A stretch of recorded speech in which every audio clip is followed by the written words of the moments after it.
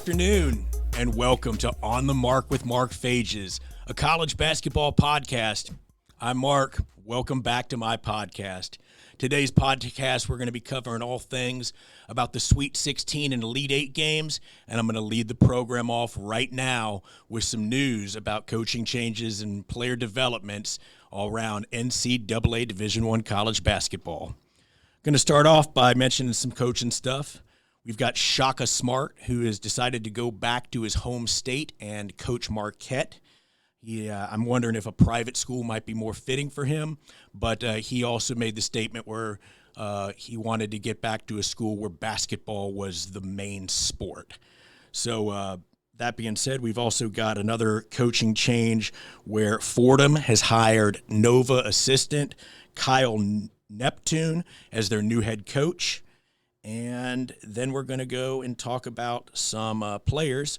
The number 13 recruit in the nation, a five-star guard named Hunter Salas, has committed to the Zags. He's a McDonald's All-American, and he's ranked number 3 in the point guards going into for his senior year this year. He's a 6'5 wingman with a 7'10 wingspan.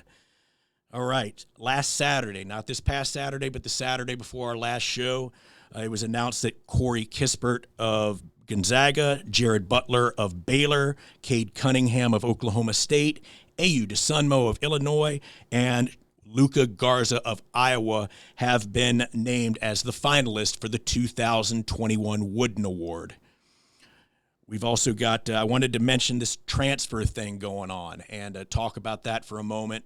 A lot of schools are concerned about all these transfers going on, but what you have to understand is there's more transfers this season than there normally are because these guys transferring out will not have to sit a year out so that next year, just like a grad transfer, another regular type of transfer is going to get to play right away. The guru, who we're going to have back on later on, one of his favorites, Jaden Springer of Tennessee, is declared for the NBA draft. He's ranked 27th by ESPN going into this draft. Couple last things of note, or some player stuff, some excitement for both myself, PBC, and the guru. First for me and the guru, Braxton Beverly of North Carolina State has announced that he is going to be a grad transfer and go to Will and I's alma mater of Eastern Kentucky University. This makes a lot of sense as Braxton was at North Carolina State, and before Coach A.W. Hamilton of EKU took the EKU job, he was an assistant at North Carolina State. So there's some recruiting stuff. Obviously, the player knows the coach. The guys are going to be real excited about this, PBC. Keelan Grady, one of the best guards in the Atlantic 10, a 6'5" player who was a two-time second-team All-Atlantic 10 and a two-time first-team All-Atlantic 10, has committed to Kentucky. He averaged 17 points, 5 rebounds, and over 38% from behind the arc this season. He is a 2,000-point scorer for Davidson. And Kentucky also has another transfer in West Virginia's Oscar Schwebe, who is transferring into as well. So PBC, if I can get you up here, I know you're a big Kentucky guy, and you've been real concerned about all these one-and-dones that Cal's got. You've got 2 veteran players, very, very good veteran players that are now coming in to Cal's program. That's always a recipe for success. And that's one of the biggest things we've had was we've always had those one and dones, but we've been missing those Darius Millers and those Terrence Joneses that stick around for 2 and 3 years that help those guys when they first come in. So when I seen this come across the screen this weekend, I was like, we got us a point guard and he's mature and he's ready to play. So you put him around some young guys that can get some buckets, and now all of a sudden you're going to be looking at a different Kentucky team next year. Those veterans are going to be able to get those younger players up to par. Grady, yeah, you've got one of the best players in the Atlantic 10 coming across, as well as a stud for Bob Huggins over the last 5 years coming in. All right, folks, excuse me. Time to get into a little March Madness. We're going to talk about the Sweet 16 games. I'm going to start off by talking about Gonzaga taking on Creighton. This is going to be real brief because the Zags blew out Creighton 83-65. Marcus Zagorowski led the Blue Jays with 19 points in the loss, and Denzel Mahoney contributed with 13 points and 5 rebounds off the bench. It's I'll tell you what, you knew that this was a blowout because, Todd, the Blue Jays played 9 players off the bench. That's all 14 guys got in, so it must have been bad and must have been bad early. The Zags, I've noticed, are a very balanced and disciplined team. 4 of their 5 starters had double digits besides Jalen Suggs. And Suggs, he had 9 points and 6 assists in that game. PBC, you got anything to say about the Zags and Creighton? Yeah, it was actually pretty close early. And then I don't know, man, Gonzaga has this ability to click the notch, would you say, hit the switch or whatever that is, because they just look like when they turn that switch, they're a totally different team, and they're a cut above everyone else if you've seen them play. I'll tell you something I noticed from last night. We'll talk about last night's game in a little bit, is that Drew Timme, who is the 6'10 center, he seems to be very good at passing. He'll get that ball around the free throw line and distribute to somebody else. This is a tough team. They're going to be tough to beat. We're going to get to the Final Four in a little bit. Going to move on to the next game. Oregon State, the 12th seed, going up against Loyola. The 2 Cinderellas were battling it out. The first ran 5 minutes of the game. The Ramblers ran the pick and roll to Krutwig at least 3 times, and they were running a backdoor pass to Ahir Ugak, who it seemed like OSU was fouling a lot early. OSU only had 3 points in the first 9 minutes of this game, and Loyola only had 9 points in the first 12 and a half minutes of this game. In the first half, Ethan Thompson had 10 points on 2 of 2 3-pointers. He hit 4 free throws for OSU. Krutwig had 6 points, 7 rebounds, and 1 assist in the half. The story of the first half was this. Loyola had 33% field goal percentage, which isn't great. But Loyola in the first half shot 17%. That's not good. At the 15-minute mark of the second, Krutwig hit Ugak with another backdoor pass. Loyola was throwing up so many bricks in this game that they weren't building a house, they were building a church. And if Loyola played every game that way, I could understand why Krutwig is losing his hair. So that being said, free throws were the only thing keeping Loyola in the game. And if any of you were missing out on Buckeyes football, this was the type of game for you. It was just a brutal physical game. At the 10-minute mark of the second, Loyola hit 3 shots. First 30 minutes, Loyola averaged 28% from the field. And that was the game between OSU and Loyola. Loyola won that one. PBC, anything to say on that? I was waiting for Oregon to be bounced. Oregon State. I never thought they were that good. That zone kept them going for a long time. I just think that the way they ran it, it was so confusing to teams. Go ahead. Made a mistake. Yeah, I know. Oregon State won in Loyola. Yes. Oregon State won that game. I didn't put the final down. That's all right. I knew they won that game though. You couldn't trip me up. There you go. But they lost their Elite 8 matchup, so we'll get on to that. But yeah, they just never really were that team that impressed me. But maybe they should have, because the Pac-12 had a lot of teams there, and they won the Pac-12 tournament. It was just like Guru said a couple weeks ago, man. We were really slipping. Like he kind of said that we didn't save the best for last. Listen, but man, they were good. The Guru we weren't slipping. He said Tennessee couldn't beat them because they couldn't shoot. He didn't say anything about anybody else not being able to beat them. Yeah, we were concerned about the Pac-12 though in general, and the Pac-12 did a lot better than any of us here in the studio thought. Because we're sleeping, we never get to see them. Moving on, yeah, we were sleeping, right? So moving on, number 5 Nova versus number 1 Baylor. We were thinking that this might have been a chance for Jay Wright to expose Baylor. The game started off with Flo Thamba of Baylor, who got the game started with a dunk a minute into the game. It was back and forth for the first 13 minutes. Jermaine Samuels had 11 points in the first half for Nova. The Bears had no points in the last 2.5 minutes of the half while Nova rattled off 5 points. They were up 30-23 at the half. Flo Thamba again got Baylor going with the first bucket of the second half. And Samuels, he continued to be the leader for Nova. And, he was the leader for Nova in the second half. Makeo Teague, who is the Asheville transfer for Baylor. He's a Cincinnati native. He tied the game at 39 with just under 12 minutes to play. Jared Butler took the game, took the lead at 43-41, and Baylor never looked back. Baylor won this game 62-51. Jeremiah Robinson-Earl, 8 points, 12 rebounds. Jermaine Samuels, 16 points, 4 rebounds. Justin Moore, who came back after being out for the Big Ten tournament, 15 points and 5 rebounds in the losing effort for Nova.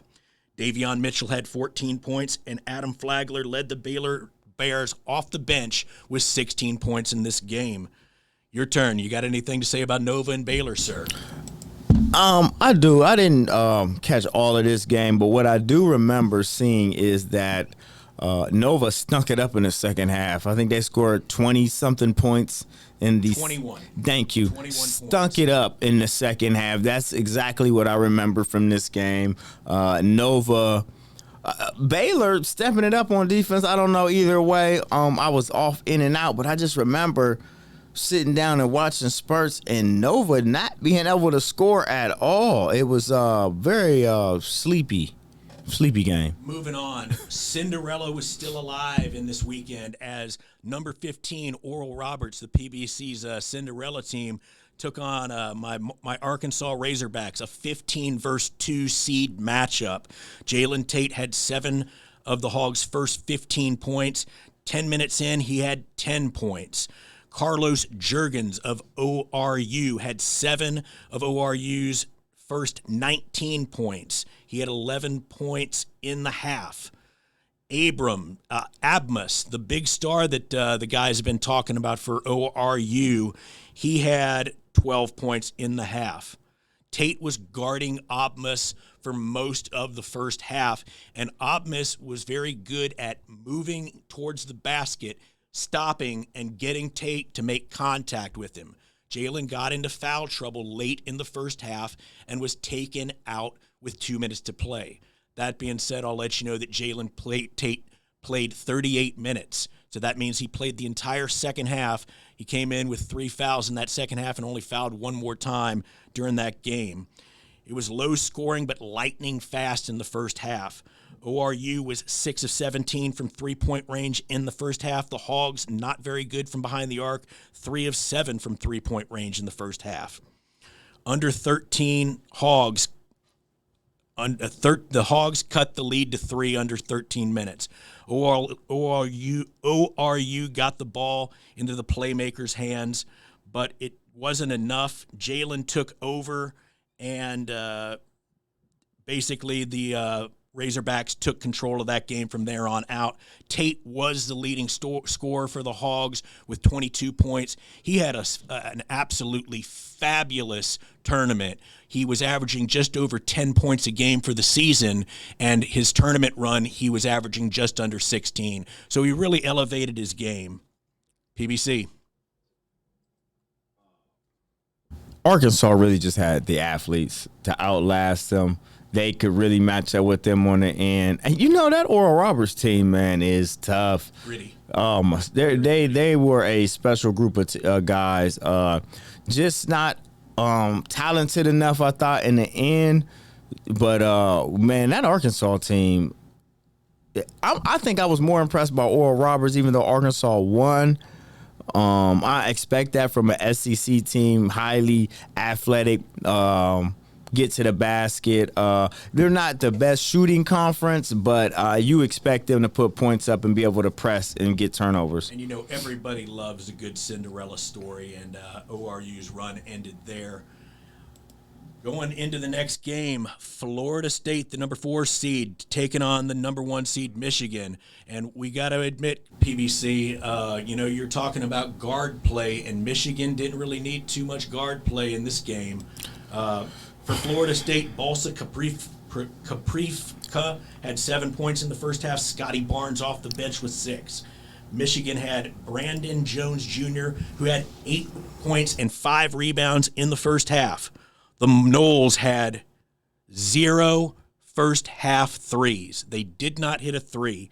We were all thinking that I think most of us had Florida State getting this upset. We were all concerned about Isaiah Livers being out, but Smith for Michigan did a good job of distributing, and Florida State got that upset. No, you're right. He said that's twice. Michigan won that. Yeah. Michigan won that. And it wasn't close. No. They both in the first half played particularly slow and shot at particularly low percentage, but like Florida State looked like they were never there. There was literally possessions in the second half where they passed the ball 10 times on the perimeter and never even dumped it inside. Literally passed it around the perimeter, the whole 10 passes like this. And Hunter Dickinson and Franz Wagner, they both had some very good games this weekend for Michigan. So we go on, and I'm going to talk about number 11 seed Cuse, the Syracuse Orange, and the number 2 seed Houston Cougars. Marcus Sasser, Quentin Grimes, and Mark for the Cougars all were explosive in the first 8 minutes of this game. Cuse tied the game at 20. Sasser continued to own the first half for the Cougars. Bryson Grisham had an alley-oop dunk with under a minute to go in the half, and the Cougars were up by 9 at the half, 30-21 Houston. Cuse Orange never led after that. They only scored 3 points in the last 4 minutes and 43 seconds of the game. That is not very good. Final, Houston 62 and Cuse 46. They really... How many points did you say they scored in that fourth? That last 3 minutes? They only scored 3 points in the last 4 minutes and 34 seconds. Yeah, you're not going to close out many games like that, man. I mean, even if you're up by 20 and you scored 3 points the last 4 minutes, you might win the game. Gorham had 13, Sasser had 12, Grimes had 14 for the Cougars. Boeheim and Joe Girard led Cuse with 12 points in the loss. We're going to go to break because next I'm going to talk about what I think was the biggest game in the dance so far. It was an incredible matchup, and I'm going to leave it as a surprise if you don't know. You're watching On the Mark with Mark Fages, a college basketball podcast here on the Score On Air Network. Do you have design ideas for t-shirts but you're not sure where to go? Go to Mojo Sports Gear. That's right, Mojo Sports Gear. At Mojo Sports Gear, you can get custom-made shirts. Whatever design you need, Mojo Sports Gear can provide it.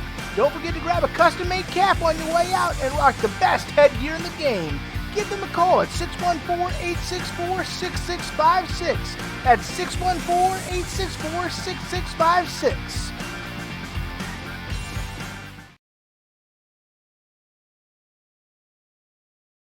Do you have design ideas for t-shirts but you're not sure where to go? Go to Mojo Sports Gear. That's right, Mojo Sports Gear. At Mojo Sports Gear, you can get custom-made shirts. Whatever design you need, Mojo Sports Gear can provide it. Don't forget to grab a custom-made cap on your way out and rock the best headgear in the game. Give them a call at 614-864-6656. That's 614-864-6656.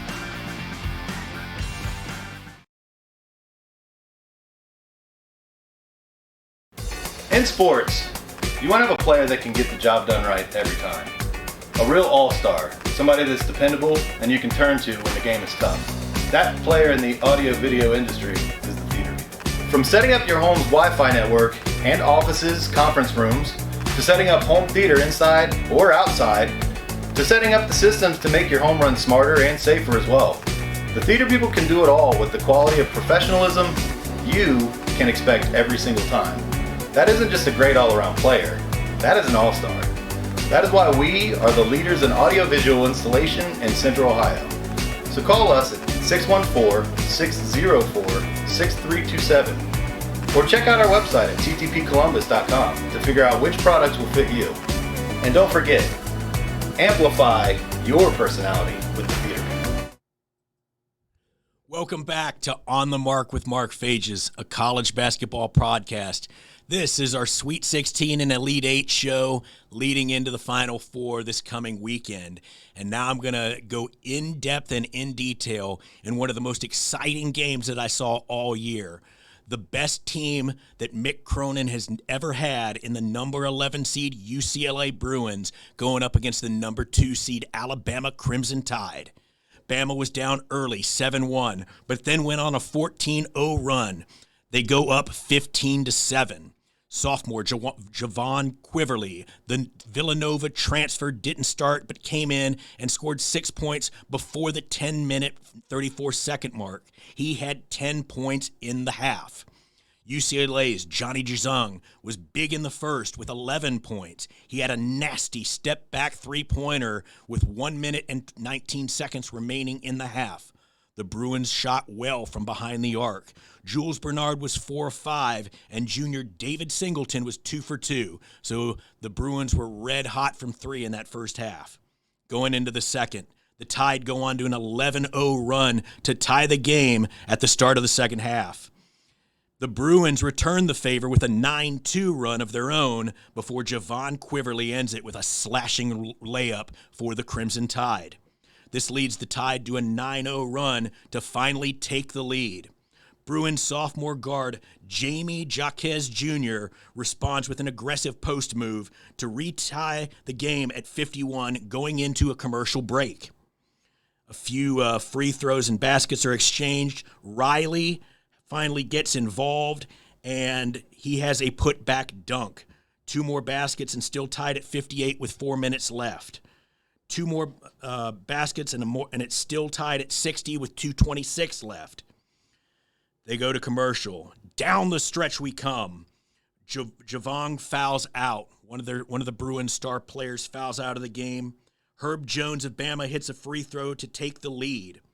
There was a wild call during the game where the ball went off of one of the Bruins' foot, but did you see this, PBC?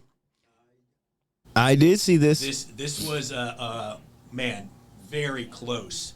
This ball went off of the Bruins' foot, and they had to watch that replay over and over. And I'm still not sure that they had the best angle on it, but it did graze the Bama Crimson Tide players' shorts. Yeah, it got kicked, and it was what we call a nutmeg, where it goes in between their legs. I didn't like it either. It didn't touch you. It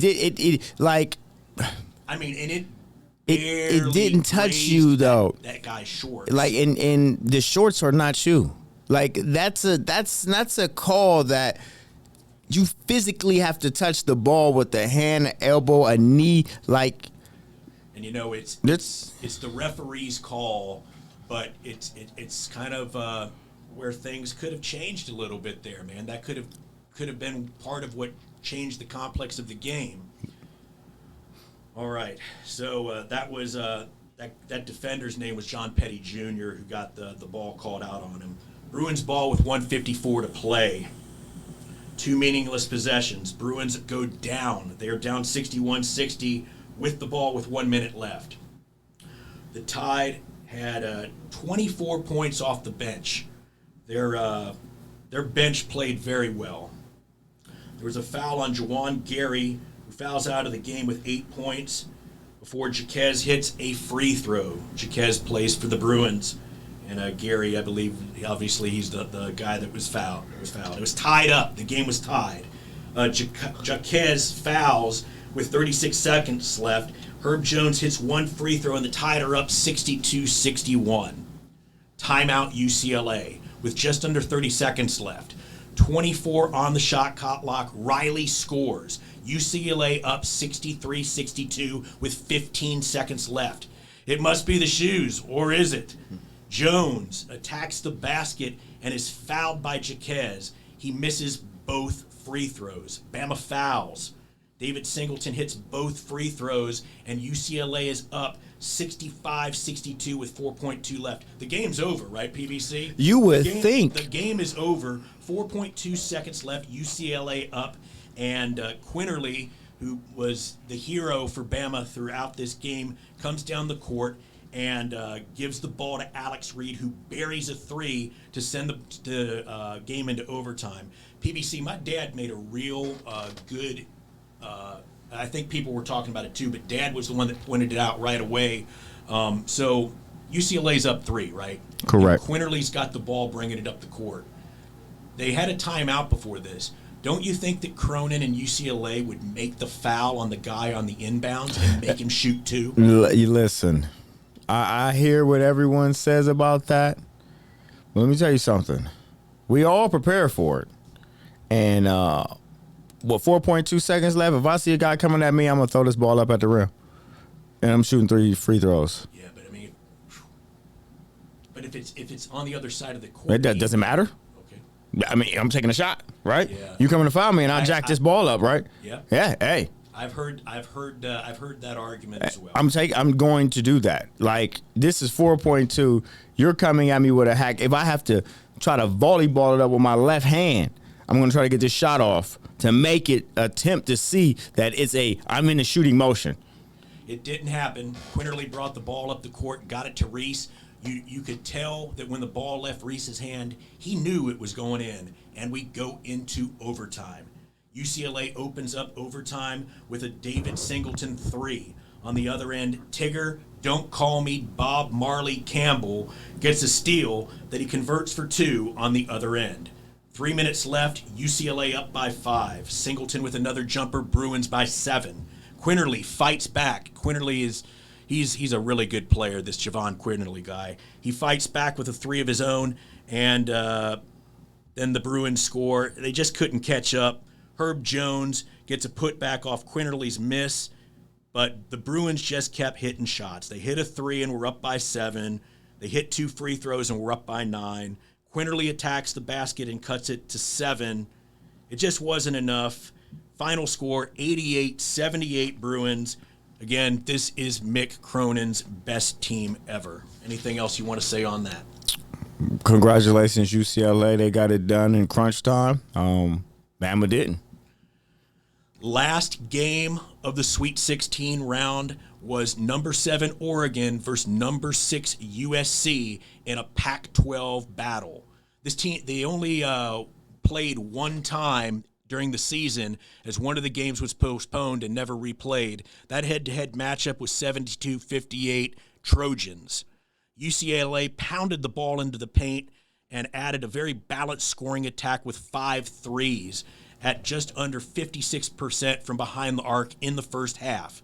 The Trojans were led by Isaiah White and Taj Edey, who both had 12 points in the first half. Oregon answered with Chris Durant with 9 points and Eugene Omorie, who had 10. This game was tough for me to follow as 2 of the Ducks starters and transfers. I'm very happy, and I was really excited about Oregon. It was my first time getting to see them play. They've got a couple transfers I like in Eric Williams Jr., who I've seen play for Duquesne on several occasions. I saw him play 5 times in Pittsburgh when I was living there. And they also have a guy from the St. John's Reg Storm in LJ Figueroa. So, two leading rebounders of the first half, those guys. The Ducks led until the 10:43 mark of the first, and then the Trojans never looked back. Really no point in going on to the second half. Trojans win this one. PBC, the last game of the Sweet 16. Anything to say about the Ducks and Trojans? Nah. Okay, that's good enough. We'll move on. We've got a couple more. We're going to talk now about the Elite Eight games, the 4 Elite Eight games that we've got going on, starting with the number 12 Oregon State Ducks and the number 2 Houston Cougars. Slow start. Marcus Sasser. This guy's been tough throughout the tournament. He led the team in scoring in the first 12 minutes with 9 points. Beavers reserve Mario Callow had half of OSU's points in that same 12-minute frame. He had 5 in those first 12 minutes. Houston doubled the Oregon score by the half. At halftime, it was 34-17. Sasser and Callow continued to be the leaders for both of their respective teams. Beavers stormed back to tie the game at 55 with 3:48 to play, and that was pretty much the end of the story. OSU never led. After that, Houston took control down the stretch, and the Cougars win 67-61. Kelvin Sampson's Houston Cougars move on to the Final Four. PBC, what do you think about the Cougars? I think Sampson knows what he's doing. I think he understands that, why were we so down on him? Because they lost to Wichita State. Everybody loses a game or two. They've only or 3, which is all they've had. Like, come on, man. So they were number 2 seed for a reason, and they're proving everybody wrong. No one picked them to come out. Callow had 13 points and 5 rebounds. Ethan Thompson had 11 points, 7 rebounds, and 6 assists in the losing effort for Oregon State. Marcus Sasser with 20 points. Quentin Grimes with 18 points, and Justin Gorham had 6 points and 10 rebounds for the Cougars in this game. Moving on to another very exciting game, at least for a while, number 3 Arkansas Razorbacks versus the number 1 seed Baylor Bears. Hogs went on an 8-0 run with under 10 minutes left in that first half to cut that lead to 4. Baylor, they were up 69-60. Jalen answered with a free throw. Teague, the guy from Cincinnati, he kept hitting shots, man. And, the Bears won that game 81-72. I'll say that, PBC pretty much covered it a minute ago. The Hogs were very balanced. They were because of how athletic they are. 5 of the 7 players, they only played 7 guys in that game.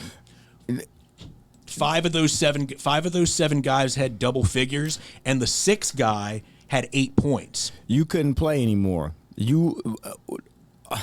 And what I'm going to say is Baylor got on the Hogs so early that it shortened the rotation to your best players. The Hogs were clawing themselves back into the game the whole way. Like they were never at a point in time where they could get comfortable. Like they were down, I want to say 17 so early. Yeah, you're right. And then they cut it to like 6, and I was like, holy smokes. And then by the half, it was up by like 9 or 10.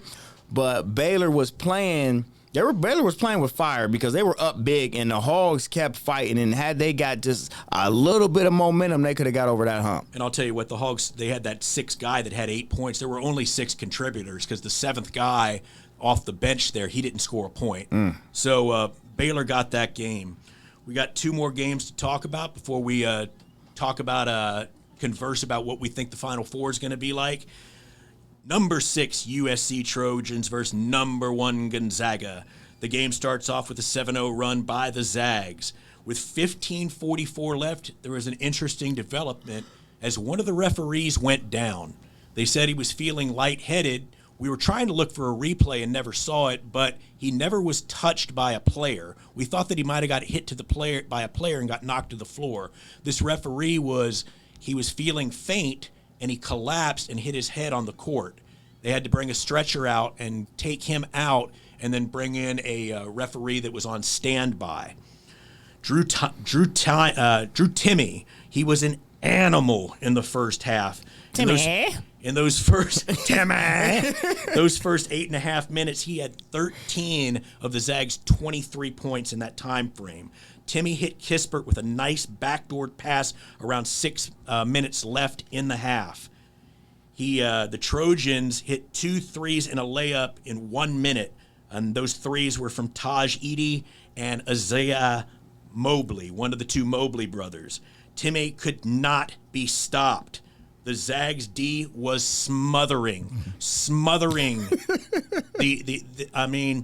And I'll tell you what, this is my first time seeing the Zags, and I know how much you like Baylor, and you were talking about them being the overall #1 seed.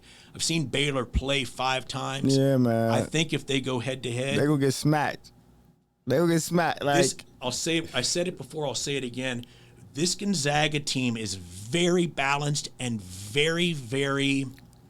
They're very balanced and they're very well coached. Can I just say something? You can say whatever you want. This brother. is I want to apologize to Gonzaga University and their basketball program. I was very disrespectful. Looking at them as if they were still the mid-major Cinderella, and clearly they are heavily power recruited. They also have another top 10 player coming in this year. Another McDonald's All-America coming in. So clearly this is turning into from a Cinderella to a basketball powerhouse. Yeah, that recruit coming in, his name is Hunter Salas. Yeah. You know what? Gonzaga, when we get to the Final Four, they can play very, very different styles of basketball. Suggs in this game had 13 points, 6 rebounds, and 5 assists alone in the first half. You think he's coming back? No. I mean, and if he does, just think if he does come back, oh, man. Back to back? Probably. We'll see. Maybe. We'll see. You know, injuries and stuff like that, you never know. Second half, Evan Mobley gets it started for the Trojans with the first basket. John Stockton was in the house. He was up there watching his Zags play. Timme with a dirty dunk at the 18-minute mark, and nothing went USC's way in this. There was a nice oop with 3.5 minutes left called a charge, and they were never in it. Final 85-66 Zags. I mean, and from the opening jump, I mean, it was 10:25 to go, and it was an 11-point game. Like, they got up on them, the Twin Tower brothers from USC. And so they were up. It was 11. Yeah, it was 11. I had looked over, and I know it was 15. Zags were up 15 at the half. Yeah, so they cut in for a little bit, but it just wasn't enough. And, I mean, once they got up, they just start pummeling them. So we've got one more game in the Elite Eight round to talk about before we go to break. And it's number 11 UCLA versus number 1 Michigan. This continues to be Cronin's best team. Slow start, Dickinson dunks to put up 6-4 with 14 minutes left. Hunter Dickinson hit another shot a minute later, and is up 8-4 at the 12-minute mark going into the timeout. Shondae Brown hits the first 3 of the game for Michigan at the 10:48 mark. Johnny Juzang, who's been the star for UCLA all weekend long, got hot for UCLA with 8 points in under 2 minutes. 15-12 Michigan, 7:38 left in the first half. Juzang continued to be the leader for the Bruins after the break, and they cut the lead to 1 twice. Michigan went on to nearly a 4-minute scoring drought, and UCLA took control and led at the half 27-23. In the second half, UCLA continued to stretch the lead to 34-25, and Dickinson fought back with 2 baskets during the 16-minute mark. Down 34-29 with 13:21 left, Eli Brooks cut the lead to 1 off of 2 layups. The game stayed close with it being 44-43. UCLA led with 6 minutes to go. Tigger Campbell had a layup right before Brown hit a three. UCLA was up 1 with 45 seconds to play. Michigan with the ball with 19 seconds left. Franz Wagner, who's played very well in the tournament, missed a three, and Michigan was forced to foul. Close game, one of the closest games that we've talked about here today. Final 51-49 UCLA. Anything to say before we go to the break? PBC. Just exactly when I was about to get on the Big Ten for being having a great run at it. 49 points, Michigan. Yeah. Are you kidding me? That's what I got to say about that. All right, folks, hope you've been enjoying the show. We're going to talk about what we think is going to happen this weekend in the Final Four as we bring in the mind of the master in Guru Vision. Coming up next on The Mark. In sports, you want to have a player that can get the job done right every time. A real all-star, somebody that's dependable and you can turn to when the game is tough. That player in the audio-video industry is the theater people. From setting up your home's Wi-Fi network and offices, conference rooms, to setting up home theater inside or outside, to setting up the systems to make your home run smarter and safer as well. The theater people can do it all with the quality of professionalism you can expect every single time. That isn't just a great all-around player, that is an all-star. That is why we are the leaders in audiovisual installation in Central Ohio.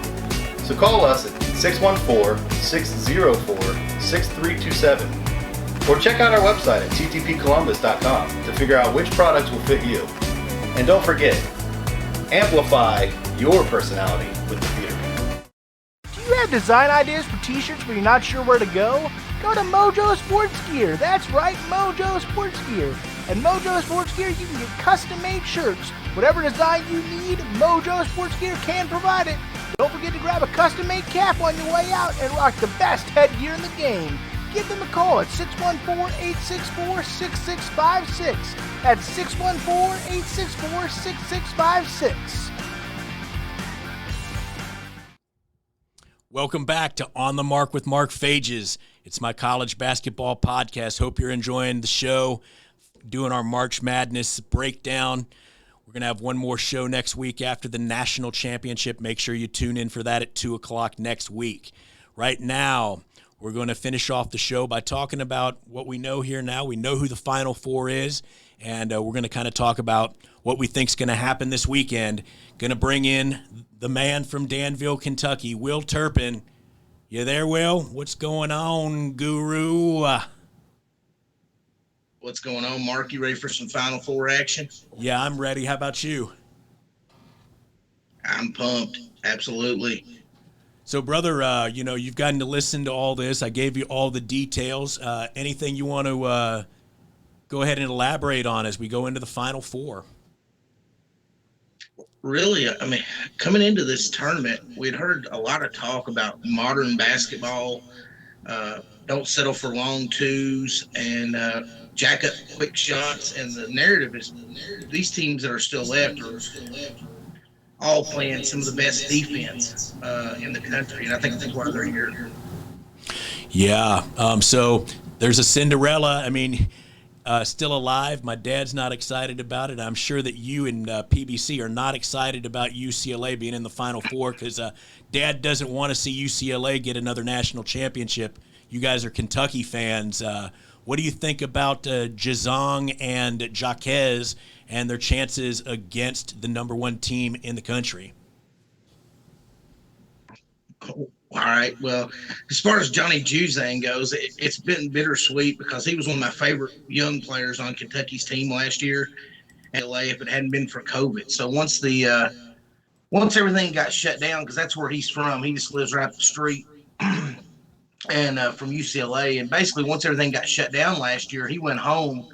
And then, of course, COVID started ramping up. And then, he just wanted to stay home. So it was really more of a decision just to be close to home because of COVID being the way it was and being close to family. And you can see what a difference that's made for UCLA and Kentucky because we weren't very good. Look, we got 2 PBCs, baby. Oh, I'm sorry.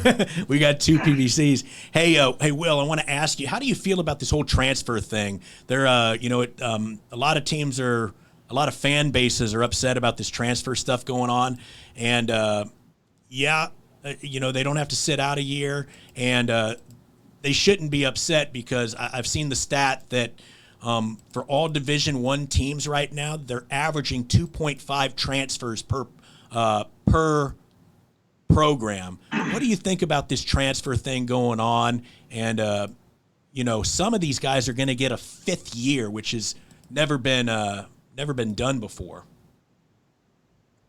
Yeah, at first, when I first heard about it, I'm sort of an old school guy, so I really didn't like it because you basically are recruiting players off of other people's rosters. It makes it very difficult as a coach. But then, when you see something like what we heard the other day, the president at Abilene Christian comes out, they won 1 game in the NCAA tournament, and it made their university $120 million.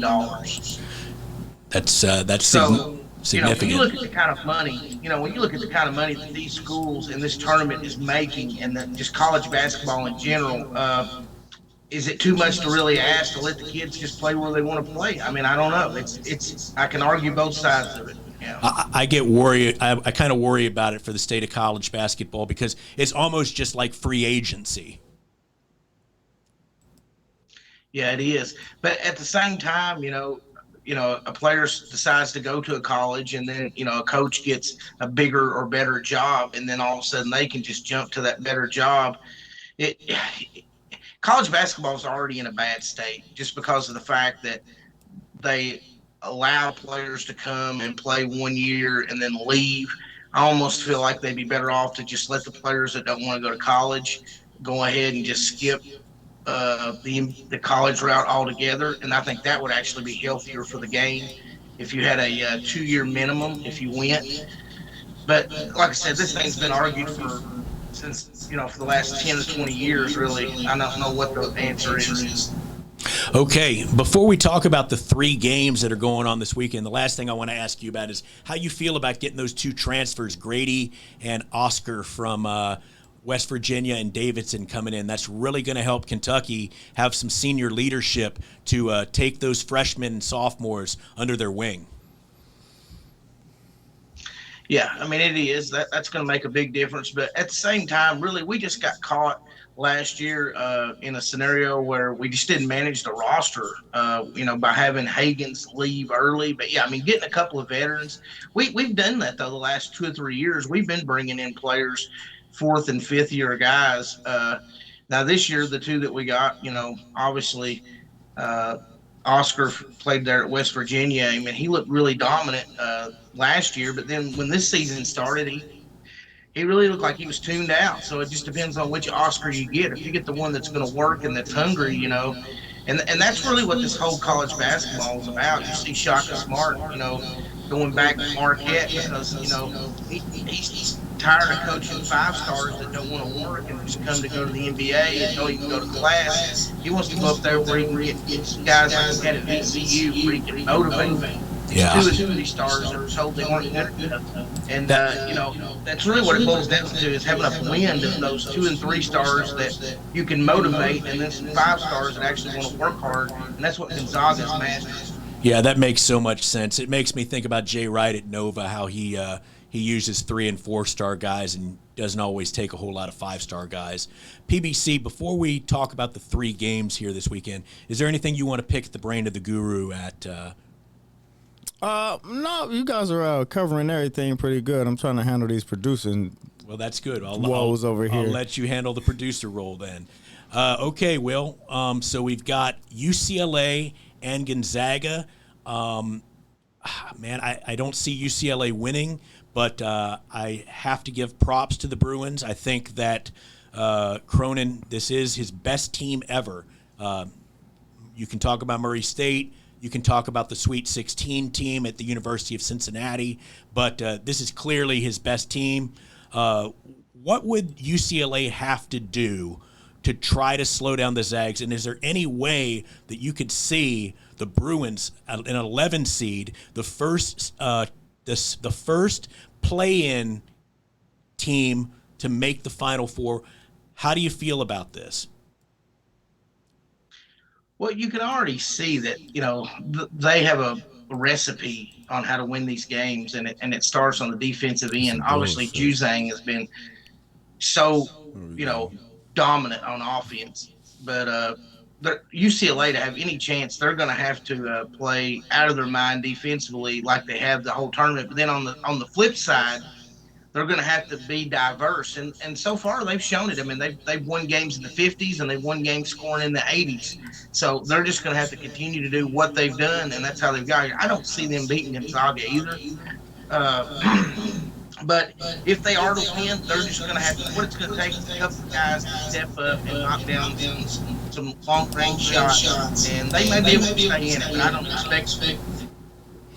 Okay, so that moves us over to the other side of the bracket with the number 2 seed Houston Cougars going up against the number 1 seed Baylor Bears. The thing that I would think about with Houston is they've got 3 losses, and all those losses were conference losses. And, I don't see a loss to Wichita, they made the play-in game. They didn't get out of that. But I don't think that the Wichita loss is a bad loss.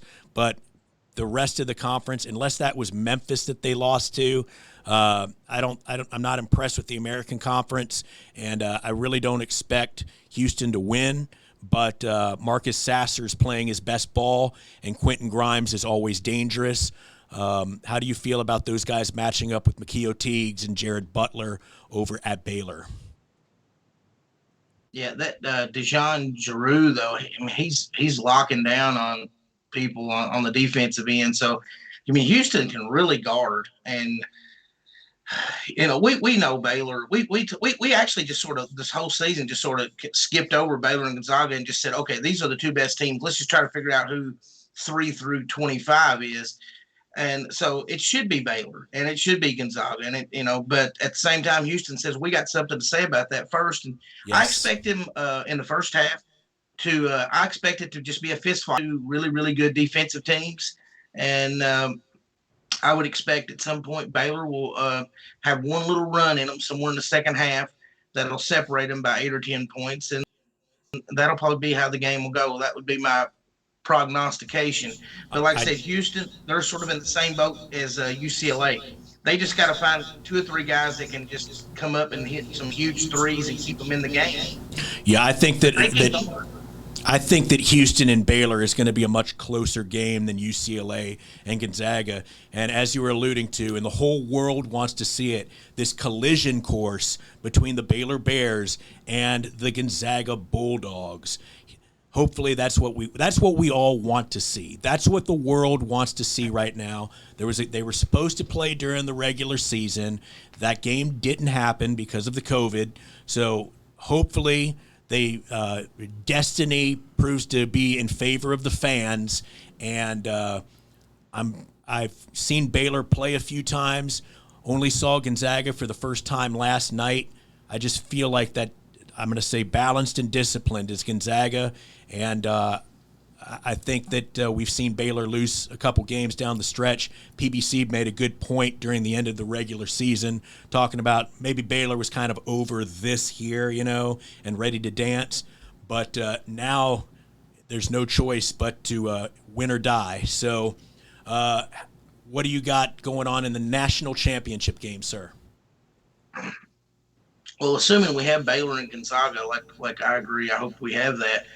It really it's starting to become a scenario where Jalen Suggs is way better even now than he was early in the year. And, he's doing it all. I mean, not just getting the points that they need him to get, the 12, 15 points. He can get 20, 25 if they need him, but they don't need him. But he's running that floor and making great passes constantly. Yes. And tremendous. Really setting everybody up. He's a rebounding guard. He just does everything. And then obviously with Baylor, you've got Davion Mitchell, Jarrett Butler, the Teague kid. I mean, those guys are all capable of getting 20 every night. So, I mean, that's the game that you want to see. I actually think that Baylor can beat Gonzaga and not even have to play their A game to do it. I really do. I think at the same time, I think Gonzaga can beat Baylor without playing their A game too, because both of them are equally as good on the defensive end too. That's why this is a theme. All these teams that have gotten to the Elite Eight, just about all of them could guard. That's how Oregon State got there. Yeah, and you're talking about Suggs, man. He is just an incredible distributor, man. The guy is he does not play like a freshman, and it's a wonder about how many of the Zags are going to stick around for next year. I'm not sure what their classes are. I know that Suggs is only a freshman, so here we are. We're going to end this program, guys. Who do you got have winning the national championship PBC? Gonzaga. And Will. It's so hard to go against Gonzaga. I agree. Folks, that up there is the guru. This over here is the miracle man, my guy, the PBC, Todd McClendon. I'm Mark Fages. You've been watching On the Mark with Mark Fages, a college basketball podcast. Make sure you tune in next week at 2, right here, Wednesday at 2, for our final show of the year, the wrap-up of NCAA March Madness. Hope to see you soon here on the Score On Air Network. Do you have design ideas for t-shirts but you're not sure where to go? Go to Mojo Sports Gear. That's right, Mojo Sports Gear. At Mojo Sports Gear, you can get custom-made shirts. Whatever design you need, Mojo Sports Gear can provide it. Don't forget to grab a custom-made cap on your way out and rock the best headgear in the game. Give them a call at 614-864-6656. That's